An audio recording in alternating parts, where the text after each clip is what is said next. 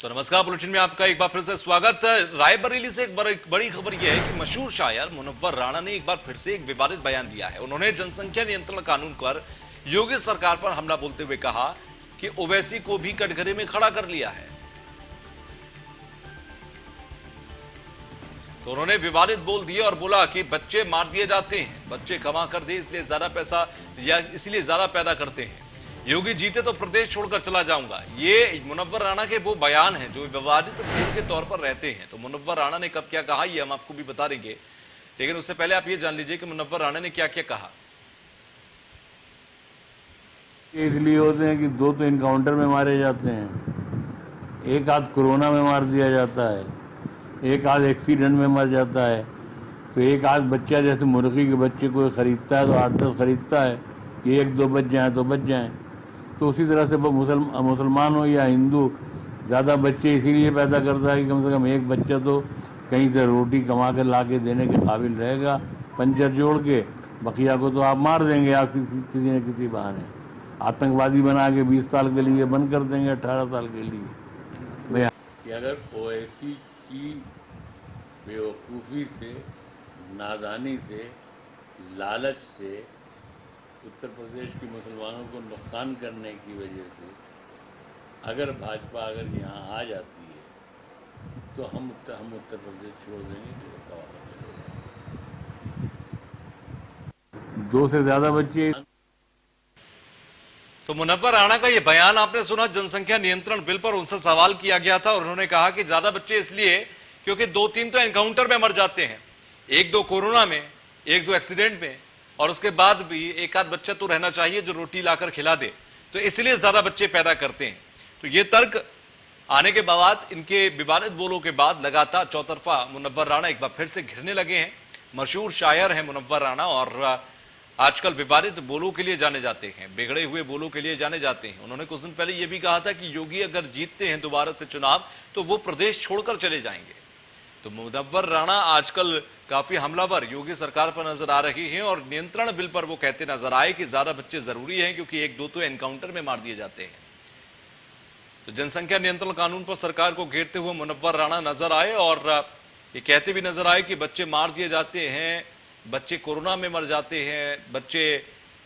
Accident में मर जाते हैं, यही वजह है कि हम ज्यादा बच्चे पैदा करते हैं। तो मुनव्वर राणा की तरफ से जनसंख्या नियंत्रण बिल पर एक बार फिर से बड़ा बयान दिया गया। जनसंख्या नियंत्रण कानून को लेकर सरकार को घेरते नजर आए और सरकार पर हमलावर नजर आए। तो जनसंख्या नियंत्रण कानून पर क्या बोले मुनव्वर राणा, ये आपने सुना कि उनका कहना है कि 2-3 बच्चे तो एनकाउंटर में मार दिए जाते हैं। विजय मिश्रा हमारे साथ जुड़ गए हैं। विजय, अगर देखें मुनव्वर राणा का ये पहला बयान नहीं है, इससे पहले भी अगर हम कई बयानों को देखें तो विवादित और बड़े अटपटे से बयान देते हैं, और आज एक बार फिर से उन्होंने अटपटा बयान जनसंख्या नियंत्रण बिल पे दिया कि 2-3 बच्चे तो एनकाउंटर में मर जाते हैं, 1-2 बच्चे कोरोना में मर जाते हैं, इसलिए एक आध बच्चा तो रहे जो आपको पंचर जोड़कर रोटी खिला दे।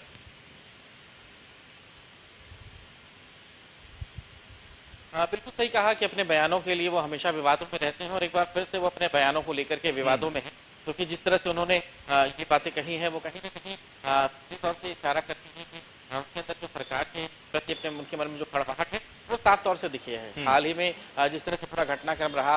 उनके बेटे द्वारा एक घटना की यहाँ रेड की गिरफ्तारियाँ वगैरह भी हुई हैं, तो उसको लेकर के लगातार जो है वो कहीं ना कहीं एक बेरुखा बयान उनका जो है वो सरकार के प्रति रहा है और एक बार फिर से ऐसा ही एक बयान उन्होंने बेतुका बयान दिया है। जाहिर है कहीं ना कहीं इसका जो असर है वो सीधे तौर से जनता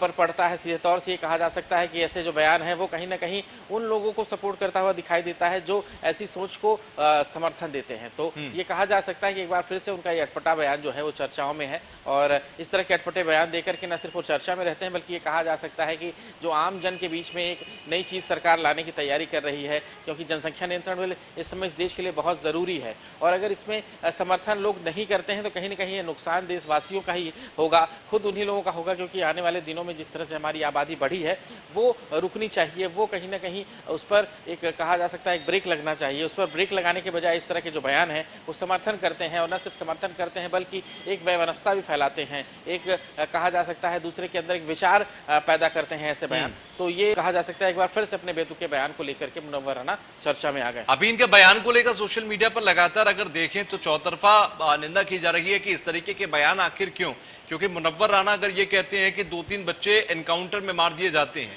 तो इस पर सवाल ये उठता है कि कहीं ना कहीं वो जो एनकाउंटर्स होते हैं वो उस पर भी सवाल उठा रहे हैं कि देखिए आप फेक एनकाउंटर्स करते हैं और एक समुदाय को टारगेट करते हैं।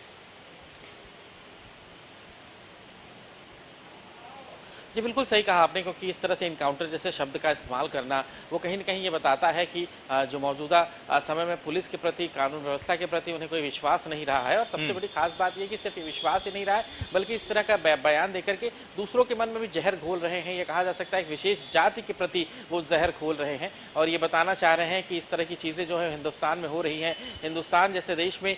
जहाँ पर कि लोकतंत्र अभी अपने कहा जा सकता है एक स्वस्थ स्थिति में है और यहाँ पर ऐसी चीज़ें बिल्कुल नहीं रही हैं, वहां पर इस तरह की चीजें कहना और इस तरह की बातें कहना जाहिर सी बात है कि कहीं ना कहीं एक जन समुदाय की मन की भावनाओं को भड़काना है। और जाहिर है कि ऐसे विवादित और जहरीले बयान पर जाहिर है कि सरकार कोई कार्रवाई भी कर सकती है या इनसे बातचीत भी हो सकती है इस तरह के बयान को लेकर के। और हमेशा ही इस तरह के बयान वो देते रहे, लेकिन इस बार जो बयान दिया है वो न सिर्फ जनसंख्या नियंत्रण कानून को लेकर के है, बल्कि एक विशेष समुदाय की जन भावनाओं को भड़काने के लिए भी कहा जा सकता है। ठीक है, आप हमारे साथ बने रहिए विजय, हम आपसे एक दो और खबरों पर भी जानकारी लेंगे। खबरों में आगे बढ़ते हैं।